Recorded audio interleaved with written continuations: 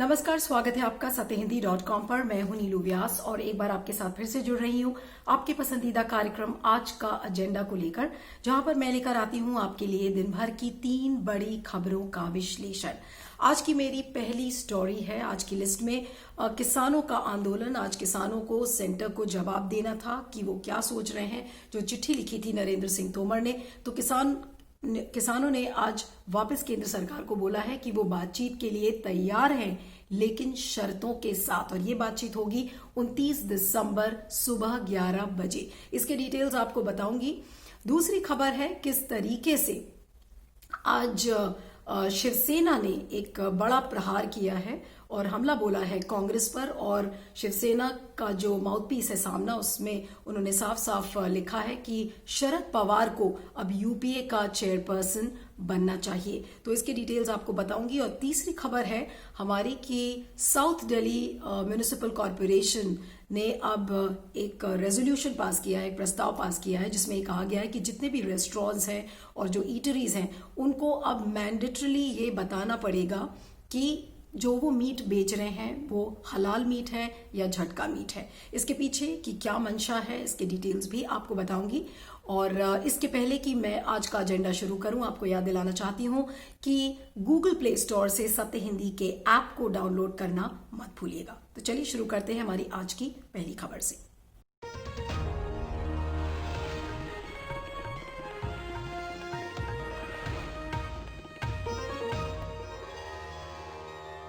बात करते हैं किसान आंदोलन की, जिसका आज 31वां दिन है। और अभी तक जो भी हालात हैं, ऐसा लगता है कि जो गतिरोध की स्थिति केंद्र सरकार और किसानों के बीच में बनी हुई है। अभी हाल में आपने देखा था कि नरेंद्र सिंह तोमर जो कृषि मंत्री हैं, उन्होंने कई बार किसानों को चिट्ठी लिखी और उन्होंने कहा कि सरकार एक ओपन माइंड से बातचीत करने के लिए तैयार है, जो भी अमेंडमेंट्स है उसके लिए भी तैयार है। लेकिन किसानों ने पिछले दौर में उन प्रस्तावों को ठुकरा दिया था। फिर से बार बार जब ये चिट्ठी लिखी गई, तो आज जो किसानों की मीटिंग हुई थी, जो संयुक्त किसान मोर्चा है जिसमें कि 40 फार्म यूनियंस हैं, आज उन्होंने ये डिसाइड किया कि वो सरकार से बातचीत करेंगे मंगलवार यानी कि 29 दिसंबर सुबह 11 बजे। लेकिन उसके साथ कंडीशंस हैं कि किसानों ने क्या क्या कहा है।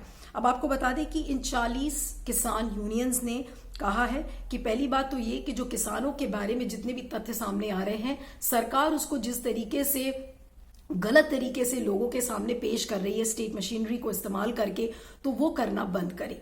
दूसरी चीज ये कि जो कृषि कानून है उनको लेकर अभी भी किसानों की डिमांड यही है कि जो पूरा प्रोसीजर है उस सरकार को वो प्रोसीजर शुरू करना चाहिए, ताकि ये जो तीनों कृषि कानून है उनको निरस्त किया जा सके, उनको वापस लिया जा सके। दूसरा, जो बिजली बिल है, जो उसका ऑर्डिनेंस है, उसमें बदलाव की बात कही गई है। उसके बाद लीगली गारंटीड एमएसपी की बात कही गई है, जो किसान शुरू से कह रहे थे कि लीगल गारंटी होना चाहिए मिनिमम सपोर्ट प्राइसेस के लिए। तो उसी बात को आज किसानों ने अपनी डिमांड्स में फिर से दोहराया है। और एयर क्वालिटी जो ऑर्डिनेंस था एनसीआर का, उसमें भी बदलाव की बात कही है। तो कहीं ना कहीं थोड़ा सा ब्रेक थ्रू नजर आ रहा है, थोड़ा सा एक फ्लेक्सिबिलिटी किसानों की तरफ से नजर आ रही है। लेकिन अगर कुल मिलाकर आप उनकी डिमांड्स देखें तो डिमांड्स वहीं की वहीं हैं। सिर्फ जैसे कि अभी तक सरकार ये कह रही थी कि वो बातचीत के लिए तैयार है, तो कुछ उसी तरह से आज किसानों ने भी ये कहा है कि ठीक है वो बातचीत करेंगे, लेकिन उनकी डिमांड्स वहीं की वहीं है कि इन तीनों कृषि कानून को वापस लिया जाए, जिसके लिए सरकार अभी भी रेडी नहीं है। आज भी आपने देखा था कि अमित शाह जब कामरूप में थे तो उन्होंने कहा कि जो कृषि कानून है वो कृषि सुधार के लिए है और उस पर अमल करना चाहिए, उन्होंने इस बात को कहा। और इसी तरीके से आज, लेकिन जो बहुत दुर्भाग्यपूर्ण चीज है कि जो स्किल एंड एंटरप्रेन्योरशिप मिनिस्टर है महेंद्र नाथ पांडे, तो आज उन्होंने एक बहुत ही दुर्भाग्यपूर्ण कमेंट किसानों के बारे में कहा कि मैंने ऐसा कभी कोई मूवमेंट नहीं देखा जिसमें कि किसान एक मूवमेंट और एक आंदोलन चला रहे हैं और उसमें मसाजेस ले रहे हैं। तो ये एक बहुत ही डिस्क्रिमिनेटरी सा कमेंट है किसानों के खिलाफ, और आई एम श्योर कि किसानों को ये बात अच्छी नहीं लगेगी। और ये कमेंट एक ऐसे समय में आ रहा है जब किसान बातचीत के लिए आज हामी भर रहे थे। अब आपको ये बता दें कि जो पूरा किसान आंदोलन है, जो कि कहा जाता है कि पंजाब से शुरू हुआ था, तो पंजाब में जो किसानों का आंदोलन है वो अभी भी बहुत तेजी से चल रहा है। आपने देखा था किस तरीके से किसानों ने बात की थी कि वो जो रिलायंस के प्रोडक्ट्स हैं उनका बहिष्कार करेंगे। रिलायंस के जो पेट्रोल पंप्स हैं और उनके जो रिटेल आउटलेट्स हैं वहां पर उसके सामने धरना प्रदर्शन चल रहा था। और अब जो पंजाब से खबरें आ रही हैं कि जो रिलायंस के जो जियो टावर्स थे उनको सप्लाई करने वाली जो बिजली थी उसके किसान तार काट रहे हैं, जिसको लेकर अमरिंदर सिंह भी काफी नाराज हैं। उन्होंने किसानों को कहा है कि जिस तरीके से दिल्ली के बॉर्डर्स में किसान अपना भी एक शांतिपूर्वक ढंग से आंदोलन कर रहे हैं, तो उसी तरीके से पंजाब के किसानों को भी करना चाहिए। तो कहीं ना कहीं ये पूरा एक भावनात्मक मुद्दा है किसानों के लिए। और जो गतिरोध है वो अभी भी बना है, क्योंकि हमें ये नहीं पता कि जो मंगलवार की बातचीत होगी उसमें क्या कोई ब्रेक थ्रू निकलेगा। क्योंकि अगर अभी तक आप देखें तो प्रधानमंत्री का भी जो रुख रहा है, और कल भी जब वो बोल रहे थे तो उन्होंने यही कहा कि विपक्ष किसानों को गुमराह कर रहा है, यानी कि विपक्ष पर पूरी जिम्मेदारी डाल दी कि ये जो किसान है उनको गुमराह करने वाला विपक्ष है। यानी कहीं ना कहीं जो बातचीत का जो दरवाजा है वो प्रधानमंत्री खुद ही बंद कर रहे हैं। हालांकि कृषि मंत्री ने कहा है कि वो खुले मन से बातचीत करना चाहेंगे, लेकिन आज सवाल ये है कि जब सरकार बातचीत की बात करती है तो आज सबसे बड़ा जो प्रश्न है कि आप बातचीत करने के लिए तैयार हैं, लेकिन क्या आप किसानों की बातें सुनेंगे, क्या आप किसानों की भावनाओं को समझेंगे। अब ये जो सारी डिमांड्स है जो आज की मीटिंग में किसानों ने बोली है कि जो पूरा प्रोसीजर है इन तीनों कृषि कानून को निरस्त करने का, उसको वापस करने का, वो शुरू किया जाए, तो सवाल ये उठता है कि अगर ये प्रोसीजर सरकार शुरू करती है तो कैसे करेगी। क्या स्पेशल सेशन ऑफ पार्लियामेंट बुलाया जाएगा जिसमें कि इन कानूनों को रिपील किया जाएगा, वो एक बड़ा सवाल है।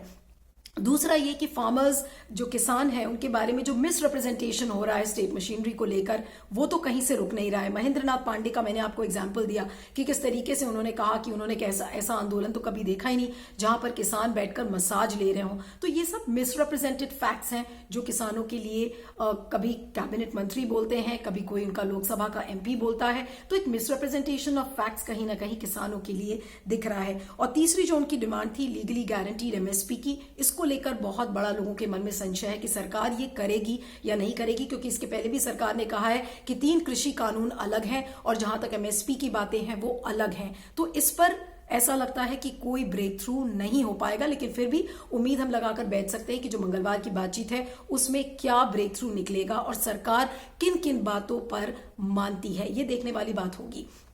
लेकिन अगर ये कहें कि ये आंदोलन खत्म होने जा रहा है तो किसी भी एंगल से ये नजर नहीं आ रहा है। आज 31वां दिन है किसान आंदोलन का और अभी भी बॉर्डर्स पर किसान इस कड़कड़ाती ठंड में डटे हुए हैं और उनकी यही डिमांड है कि वो यहां से पीछे नहीं हटेंगे, और अगर वो हट गए तो उनका भविष्य कहीं ना कहीं बहुत ही इनसिक्योर रहेगा। तो देखना यह होगा कि मंगलवार की जो बातचीत होती है उसमें क्या हल निकल कर आता है और क्या ये आंदोलन खत्म हो पाएगा या नहीं खत्म हो पाएगा। इस पर आपका क्या फीडबैक है जरूर बताइएगा। मैं आगे चलती हूं।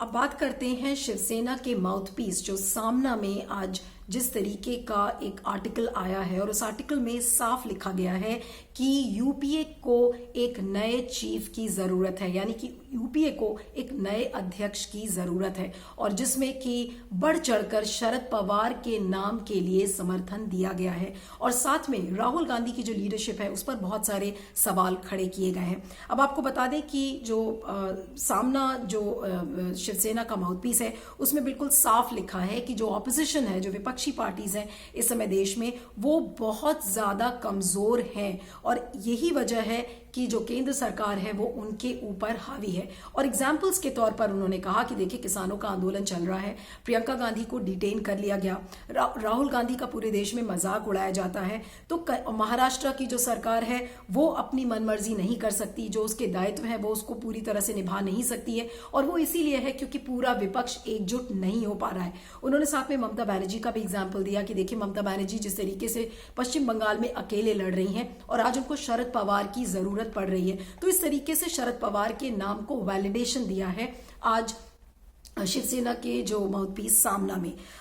साथ में यह भी लिखा है कि इस समय जो कांग्रेस की हालत है वो बिल्कुल एक NGO की तरह है, और जहां पर ऐसा लगता है कि जितनी भी पार्टीज हैं वो कांग्रेस को सीरियसली नहीं लेती हैं। तो ये एक बहुत स्ट्रांग स्टेटमेंट है कि UPA is just like an NGO and parties do not take the farmers protest seriously. बार बार इसमें किसानों के जो आंदोलन का उल्लेख किया गया है कि किसानों के आंदोलन में किस तरीके से एक इतना बड़ा आंदोलन खड़ा हुआ, लेकिन पूरा विपक्ष इस समय हावी केंद्र सरकार के ऊपर नहीं हो सका, बावजूद इसके कि एक इतना स्ट्रांग एक आंदोलन और मूवमेंट किसानों ने खड़ा किया। तो ये सारी बातें सामना में लिखी गई हैं और साथ में ये भी लिखा गया है कि शरद पवार एक बहुत ही कद्दावर नेता हैं जिनसे कि प्रधानमंत्री नरेंद्र मोदी भी डरते हैं और सारी पार्टी से उनका मेल मिलाप है, जिसकी वजह से उनकी एक पॉलिटिकल पावर, एक उनका जो राजनीतिक रसूख है वो नजर आता है।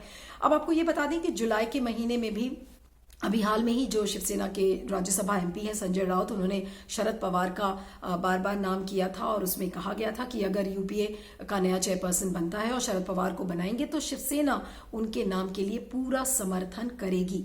और अभी हाल में भी जब ये शरद पवार को यूपीए के चेयरपर्सन बनाने की बात थी तो उस समय जो एनसीपी के जो स्पोक्सपर्सन थे महेश तापसे, उन्होंने इन खबरों का खंडन किया था, लेकिन संजय राउत ने फिर से अपना शरद पवार को समर्थन दिया था। और जुलाई के महीने में तो संजय राउत ने ये बोला था शरद पवार के लिए कि क्या आप रिमोट कंट्रोल हैं या हेडमास्टर हैं महाराष्ट्र के। तो कहीं ना कहीं आज राहुल गांधी की लीडरशिप को लेकर बड़े सवाल खड़े हो रहे हैं और एक ऐसे समय में जिस समय कांग्रेस पार्टी में आत्ममंथन चल रहा है और जितने भी जो डिसेंटिंग नेता थे, अभी हाल में उनकी सोनिया गांधी से मीटिंग भी हुई थी और किस तरीके का रोड मैप कांग्रेस को आगे का जो इनका फ्यूचर का ब्लूप्रिंट है उसको बनाने को लेकर एक मीटिंग हुई थी। और एक ऐसे समय में शिवसेना का शरद पवार के नाम का समर्थन करना एक बड़ी बात है। तो कुल मिलाकर यूपीए को कैसे मजबूत किया जाए, ऐसा लगता है कि शिवसेना अब उसकी मुहिम चला रही है। अभी आपको ध्यान होगा कि भी कुछ दिन पहले ही ममता बनर्जी ने यह अनाउंस किया था कि एक एंटी बीजेपी रैली पश्चिम बंगाल में होगी, जिसमें उन्होंने शरद पवार, अरविंद केजरीवाल जैसे नेताओं को निमंत्रण भी दिया था, जिस बात का आज उल्लेख सामना में भी हुआ है कि शरद पवार इतने कद्दावर नेता हैं कि वो सारी विपक्षी पार्टीज को एकजुट कर सकते हैं। लेकिन यहाँ पे दो जो सबसे प्रमुख सवाल आज सामना के एडिटोरियल में निकल कर आए हैं, पहली बात तो ये कि बार बार राहुल गांधी के लीडरशिप को लेकर सवाल खड़े हो रहे हैं। इसके पहले भी शरद पवार ने राहुल गांधी की लीडरशिप को लेकर सवाल खड़े किए थे और इसके बाद भी कई लीडर्स ने किया है। और आज फिर से शिवसेना का ये कहना कि शरद पवार को यूपीए का चेयरपर्सन बनना चाहिए, वो अपने आप में एक बड़ी बात है। और कहीं ना कहीं पूरे कांग्रेस पर इस समय सवाल खड़ा हो रहा है कि अगर कांग्रेस का वजूद खत्म हो रहा है तो किसी दूसरी पार्टी को यूपीए की कमान संभालने के लिए दिया जाए। और उसमें जो सबसे प्रमुख वक्ता जो पार्टी बनकर निकल रही है वो शिवसेना है। लेकिन आज शरद पवार का नाम लोग क्यों प्रपोज कर रहे हैं? संजय राउत जैसे लीडर्स, शरद पवार को मराठा स्ट्रांगमैन कहा जाता है, 40 से 45 साल का उन्हें जो राजनीतिक अनुभव है वो है, सारी पार्टी से मेल मिलाप कैसे करना है, सारे विपक्षी नेताओं को एकजुट कैसे करना है। और उनकी मिसाल हमने देखा जिस समय महाराष्ट्र में सरकार बननी थी तो किस तरीके से उन्होंने एक कॉमन मिनिमम प्रोग्राम के तहत वहां पर शिवसेना, कांग्रेस और एनसीपी की अगुवाई में वहां की सरकार बनाई। तो उनकी जो पॉलिटिकल एक्यूमन पर किसी ने सवाल आज तक नहीं खड़ा किया। और इस समय ये कहना कि यूपीए का चेयरपर्सन एक स्ट्रांग शरद पवार जैसा ही आदमी बनना चाहिए, वो अपने आप में कहीं ना कहीं एक बड़ी मैसेज देता है सारी यूपीए की पार्टीज को। और कहीं ना कहीं ये भी संदेश देता है कि आज कांग्रेस का वजूद बिल्कुल खत्म होता नजर आ रहा है। और साथ में ही राहुल गांधी की जो लीडरशिप पर सवाल खड़े किए जा रहे हैं, तो ऐसा लग रहा है कि फ्यूचर में यूपीए को कांग्रेस इतनी गवारा नहीं होगी। वो हो सकता है कि उसका एक अंग हो, लेकिन एक स्ट्रॉन्ग कंस्टिट्यूएंट बनकर शायद कांग्रेस यूपीए का हिस्सा नहीं बन पाएगी। तो कहीं ना कहीं शरद पवार के लिए आज एक एको दिख रहा है कि उन्हें यूपीए का चेयरपर्सन बनाया जाए। इसके बारे में आपका क्या फीडबैक है जरूर बताइएगा। मैं आगे चलती हूँ।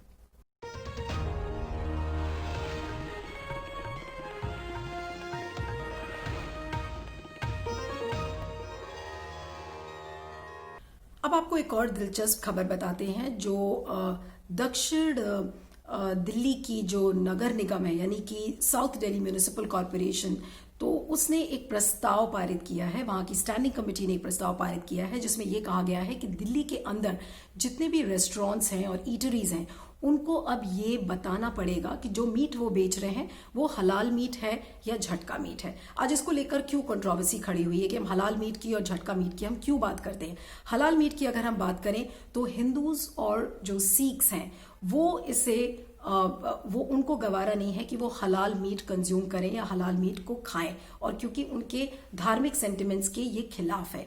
और इसीलिए इस बात को इस स्टैंडिंग कमेटी ने एक प्रस्ताव के जरिए कहा है और अब इस प्रस्ताव का अप्रूवल होगा। और इसमें बिल्कुल साफ साफ लिखा है कि जो साउथ दिल्ली म्युनिसिपल कॉर्पोरेशन है उसमें 104 वार्ड्स हैं, 4 जोन्स में इसे बांटा गया है। और यहाँ पर मीट बेचने वाली जो 90% जो रेस्टोरेंट्स हैं और जो रिटेल आउटलेट्स हैं मीट के, वो कौन सा मीट बेचते हैं उनको एक डिस्प्ले बोर्ड लगाना पड़ेगा कि वो हलाल मीट बेच रहे हैं या झटका मीट बेच रहे हैं। अब आपको बता दें कि जो छतरपुर की जो काउंसलर हैं अनीता तंवर, उन्होंने ये इनिशिएट किया था ये जो पूरा प्रपोजल है, और उन्होंने कहा था कि जो मंशा है इसके पीछे वो ये नहीं है कि किसी खास किस्म के मीट को बैन किया जाए, बल्कि लोगों की धार्मिक भावनाओं को के मद्देनजर इस चीज का डिसीजन लिया गया है। और अब जो इस प्रस्ताव में लिखा गया है कि जितने भी रेस्टोरेंट्स हैं उनको एक सालाना एनुअल हेल्थ ट्रेड लाइसेंस लेना पड़ेगा, जिसके तहत उनको ये डिस्प्ले करना पड़ेगा कि उनके रेस्टोरेंट में कौन सा मीट यूज हो रहा है। तो ये तो रही बात की साउथ दिल्ली म्युनिसिपल कॉर्पोरेशन जो बीजेपी शासित है, उन्होंने इस तरीके का एक प्रस्ताव पारित किया है जिसको लेकर अब कहा जा रहा है कि उसका अप्रूवल भी हो जाएगा। लेकिन आज सवाल हलाल मीट या झटके मीट का नहीं है। आज सवाल ये है कि आप हलाल मीट कौन बेच रहा है या हलाल मीट कौन खा रहा है। खास समुदाय के लोग इसे कंज्यूम करते हैं, तो यानी कि हलाल मीट बेचा जाए या ना बेचा जाए, इसको लेकर आज एक इकोनॉमिक मार्जिनलाइजेशन, जिस तरीके से उनको आर्थिक तरीके से खास समुदाय को खत्म करने की बात कही जा रही है, वो इसी दिशा में एक कदम है। दूसरा ये कि हम क्या खा रहे हैं, क्या पी रहे हैं, ये स्टेट का दायित्व कैसे बन सकता है या किसी म्युनिसिपल कॉर्पोरेशन का ये दायित्व कैसे बन सकता है। वो हमें कैसे बता सकते हैं कि आप कौन सा मीट कंज्यूम करेंगे या नहीं करेंगे। ये एक तरीके का भेदभाव करने का भी एक स्टेप है, एक डिस्क्रिमिनेटरी प्रैक्टिस है, क्योंकि आप एक स्पेशल कैटेगरी के मीट को आप उसको डिस्क्रिमिनेट कर रहे हैं, उसको अलग कर रहे हैं और उसको कहीं ना कहीं धर्म से जोड़ा जा रहा है। तो इसमें बहुत सारी चीजें हैं। आज ये प्रस्ताव हो सकता है पारित हो जाए, लेकिन आज सबसे बड़ा सवाल ये है कि 2000 से ज्यादा रेस्टोरेंट्स हैं साउथ दिल्ली म्युनिसिपल कॉर्पोरेशन में। अब एक एक करके सारे रेस्टोरेंट्स को कैसे कन्विंस किया जाएगा, क्योंकि उनको एनुअल हेल्थ ट्रेड लाइसेंस इसके लिए लेना पड़ेगा, और कौन सा रेस्टोरेंट इस चीज के लिए रेडी होता है या नहीं होता है। लेकिन कहीं ना कहीं आप एक डिस्क्रिमिनेट कर रहे हैं, एक भेदभाव कर रहे हैं सारी मीट शॉप से, क्योंकि जाहिर सी बात है कि अगर वो कोई लिखेगा कि नहीं ये हलाल मीट है, तो जाहिर सी बात है कि वहां पर हिंदूज या सिख्स उस रेस्टोरेंट में नहीं खाएंगे, और अगर हिंदूज और सिख्स नहीं खाएंगे तो वहां पर इकोनॉमिकली वो आउटलेट या रिटेल आउटलेट वो कमजोर होता है। तो इकोनॉमिक मार्जिनलाइजेशन हो रहा है इस प्रस्ताव से। दूसरा ये आप अनटचेबिलिटी स्प्रेड कर रहे हैं। तीसरा पॉइंट ये है कि एक स्टेट यानी कि एक म्युनिसिपल कॉर्पोरेशन ये कैसे डिसाइड कर सकती है कि किसको कौन सा मीट खाना है या नहीं खाना है। तो कहीं ना कहीं फिर से वही सवाल खड़े होते हैं कि आज क्या हमें सरकार बताएगी कि हमें क्या खाना है या नहीं खाना है, किसकी दुकान से हमें मीट कैसा खरीदना है, क्या ये स्टेट या म्युनिसिपल कॉर्पोरेशन इस चीज को डिसाइड करेगा। तो ये कहीं ना कहीं आपकी राइट टू फ्रीडम जो कि एक संविधान में लिखा हुआ है, ये सब सारी चीजों का एक एनक्रोचमेंट है। इस प्रस्ताव को भले ही पारित किया जाए, लेकिन आज मीट बिजनेस पे इसका क्या इम्पैक्ट पड़ेगा, लोगों की ईटिंग हैबिट्स पे इसका क्या इम्पैक्ट पड़ेगा, ये सारे सवाल आज सामने हैं। और दिल्ली ऐसा शहर जहां पे कॉस्मोपॉलिटन कल्चर है, जहां पर हर तरीके के लोग रहते हैं, मॉडर्नाइज थिंकिंग के लोग रहते हैं, वहां पर इस तरीके की बातें करना आज के समय में कितना लॉजिकल है। इस पर आपका क्या फीडबैक है जरूर बताइएगा। और आज के एजेंडा की 3 स्टोरीज में इतना ही। आप मुझे ट्विटर पर फॉलो कर सकते हैं, मेरा ट्विटर हैंडल है @neelu317। और चलते चलते आपको ये याद दिलाना चाहती हूँ कि गूगल प्ले स्टोर से सत्य हिंदी के ऐप को डाउनलोड करना मत भूलिएगा। Thank you so much. सत्य हिंदी का ऐप डाउनलोड करें गूगल प्ले स्टोर पर।